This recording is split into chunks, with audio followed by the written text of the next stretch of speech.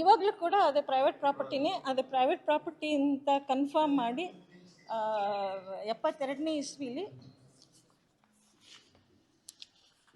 72ನೇ ಇಸ್ವಿನಲ್ಲಿ ಕೇಂದ್ರ ಸರ್ಕಾರದ ಹೋಮ್ ಮಿನಿಸ್ಟ್ರಿಯಿಂದ 26th ಅಮೆಂಡ್ಮೆಂಟ್ ಆಯ್ತಲ್ಲ, privy purses abolition of privy purses and privileges. ಅದಾದಾಗ ಅದು ಎಲ್ಲರಿಗೂ ಅನ್ವಯ ಆಯಿತು. ಪ್ರಿವಿ ಪರ್ಸಸ್ ಆ್ಯಂಡ್ ಪ್ರಿವಿಲೇಜಸ್ಸು ಇಲ್ಲಿ ಯಾವ್ಯಾವ ನಮ್ಮ ಭಾರತದಲ್ಲಿ ಎಷ್ಟು ಜನ ರೂಲರ್ಸ್ ಇದ್ದರು ಎಲ್ರಿಗೂ ಅನ್ವಯ ಆಯಿತು ಅದ್ರ ಪ್ರಕಾರ. ಆದರೆ ಅದರದ್ದು ಬೇರಿಂಗ್ ಇಸ್ ಪ್ರೈವೇಟ್ ಪ್ರಾಪರ್ಟಿದು 1972ನೇ ಇಸ್ವಿಲಿ ಕೇಂದ್ರ ಸರ್ಕಾರದಿಂದ ಇಲ್ಲಿ ಎಲ್ಲ ರೆವಿನ್ಯೂ ಇವ್ರಿಗೆ ಯಾರ್ಯಾರಿಗೆ ಕೊಡಬೇಕೋ ಚೀಫ್ ಸೆಕ್ರೆಟರೀಸ್ಗೆ, ಎಲ್ಲ ರಾಜ್ಯದ ಚೀಫ್ ಸೆಕ್ರೆಟರೀಸ್ಗೆ ಸೆಂಟ್ರಲ್ ಗೌರ್ಮೆಂಟಿಂದ ಒಂದು ಇದನ್ನು ಸರ್ಕ್ಯುಲರ್ ಕಳಿಸಿದ್ದಾರೆ. ಏನು ಅಂತಂದರೆ that 26th amendment has no bearing on the private properties recognised by the government ಅಂತ. ಸೊ ಅದ್ರ ಪ್ರಕಾರ ಈ ಲೆಟ್ರ್ ಪ್ರಕಾರ ಕೂಡ ಪ್ರೈವೇಟ್ ಪ್ರಾಪರ್ಟೀಸ್ ಇದರಲ್ಲಿ ಇದನ್ನು ಓದ್ತೀನಿ ಅಷ್ಟೇ. Under the covenants and merger agreement, the rulers were guaranteed full enjoyment, use and ownership of the properties which they claimed as private properties as distinct from state properties. After the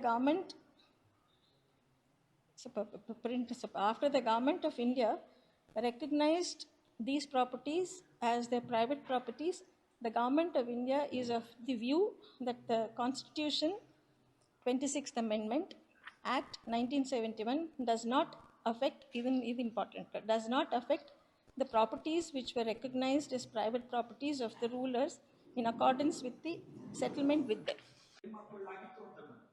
ಯಾವ್ಯಾವುದು claim ಮಾಡ್ಕೊಳ್ಳಲಾಗಿತ್ತು ಅಂತಿದ್ರೆ, ಒಂದು ನಿಮಿಷ ಅದರೊಳಗಡೆ ಕೆಲವು ಇದೆ.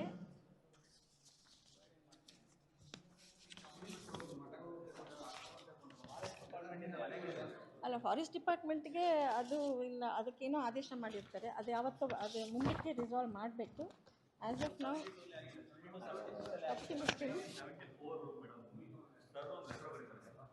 but you responded to my invitation. Thank you all. This is ಇವತ್ತು ಕರೆದಿರೋ ಉದ್ದೇಶ ಏನು ಅಂದರೆ, ನನಗೆ ಸುಮಾರು ಈಗ ಒಂದು ವಾರದಿಂದ ಜಾಸ್ತಿ ತುಂಬ ಟೆಲಿಫೋನ್ ಕಾಲ್ಸ್ ಬರ್ತಾಯಿತ್ತು. ಈ ಥರ ಇದೆ, ನಿಮಗೇನೋ ಆರ್ಡರ್ ಸಿಕ್ಕಿದೆ, ಏನು ಅಂತ. ನಾನು ಊರಲ್ಲಿರಲಿಲ್ಲ.